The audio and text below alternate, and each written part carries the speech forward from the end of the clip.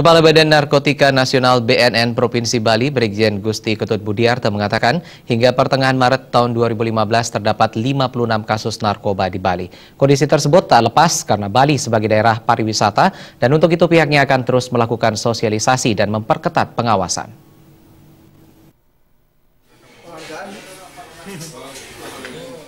Kepala BNNP Bali mengatakan, untuk tahun 2015 hingga pertengahan Maret, kasus narkoba di Bali telah mencapai 56 kasus. Hal ini disebabkan Bali sebagai daerah pariwisata yang mendapat kunjungan dari berbagai orang silih berganti. Untuk mencegah meluasnya penyebaran narkoba, pihaknya akan mengantisipasi seluruh lokasi wisata.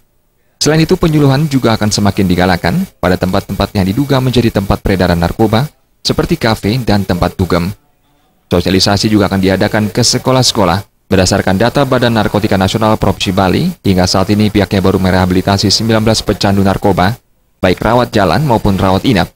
Untuk tahun 2015, BNNP Bali menargetkan 2083 pecandu bisa direhabilitasi. Namun bisa mengikuti rehabilitasi harus memenuhi beberapa persyaratan seperti yang bersangkutan pemakai bukan pengedar. Untuk menentukan yang bersangkutan pemakai atau pengedar, akan ada penilaian medis dan penilaian hukum. Bila orang yang tertangkap hanya sebagai korban peredaran gelap narkoba, maka yang bersangkutan layak direhabilitasi. Untuk rehabilitasi, Budiarto mengatakan akan melibatkan seluruh rumah sakit di Bali, baik untuk rawat jalan dan rawat inap bagi para pecandu narkoba. Wayan Anjasmara dan Juliana, Bali TV.